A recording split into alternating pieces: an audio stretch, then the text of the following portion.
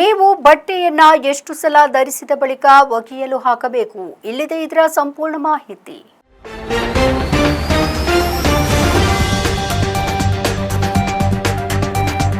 ಈಗಿನ ಕಾಲದಲ್ಲಿ ಯಾರಿಗೆ ಸಮಯ ಇದೆ ಹೇಳಿ?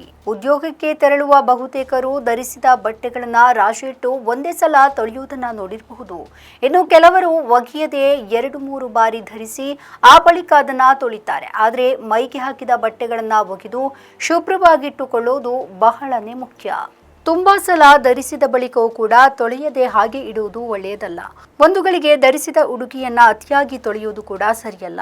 ಒಳ್ಳೆಯ ಉಡುಪನ್ನ ಪದೇ ಪದೇ ಒಗೆಯುವುದರಿಂದ ಅದು ಹಾಳಾಗುತ್ತೆ. ಬಟ್ಟೆಯು ಬೇಗನೆ ದುರ್ಬಲವಾಗುವುದಲ್ಲದೆ ಹಳೆಯದಾದಂತೆ ಕಾಣುತ್ತೆ. ಹೀಗಾಗಿ ಯಾವ ಬಟ್ಟೆಗಳನ್ನು ಎಷ್ಟು ಸಲ ಧರಿಸಿದ ಬಳಿಕ ಒಗೆಯಬೇಕು ಎನ್ನುವುದಕ್ಕೆ ಉತ್ತರ ಇಲ್ಲಿದೆ.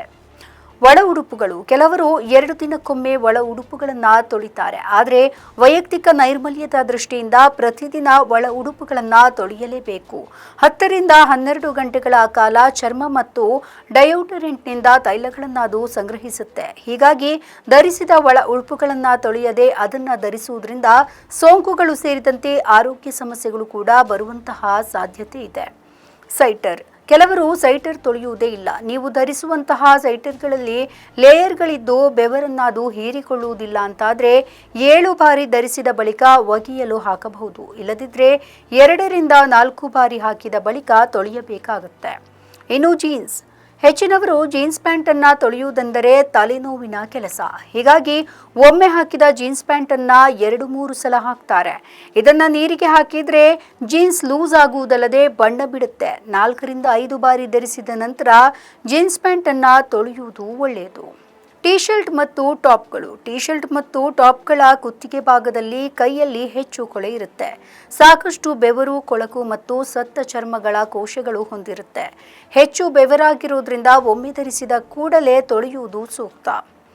ಇನ್ನು ಜಿಮ್ ಉಡುಗೆಗಳು. ಜಿಮ್ನ ಔಟ್ಫಿಟ್ಗಳನ್ನು ಪ್ರತಿದಿನ ತೊಳೆಯುವುದು ಸೂಕ್ತ.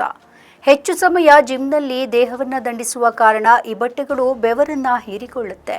ಕೆಟ್ಟ ಬೆವರಿನ ವಾಸನೆಯಿಂದ ಒಮ್ಮೆ ಧರಿಸಿದ ಬಟ್ಟೆಗಳನ್ನು ಮತ್ತೆ ಧರಿಸಲು ಆಗದೇ ಇರಬಹುದು. ಹೀಗಾಗಿ ಈ ಜಿಮ್ ಉಡುಗೆಗಳನ್ನು ಒಂದೇ ಬಾರಿ ಧರಿಸಿದ ಬಳಿಕ ಒಗೆಯಲು ಹಾಕುವುದು ಸೂಕ್ತ. ನಮ್ಮ ಈ ವಿಡಿಯೋ ನಿಮಗೆ ಇಷ್ಟ ಆದಲ್ಲಿ ಲೈಕ್ ಮಾಡಿ, ಶೇರ್ ಮಾಡಿ, ಕಮೆಂಟ್ ಮಾಡಿ ಮತ್ತೆ ಸಬ್ಸ್ಕ್ರೈಬ್ ಮಾಡಿ.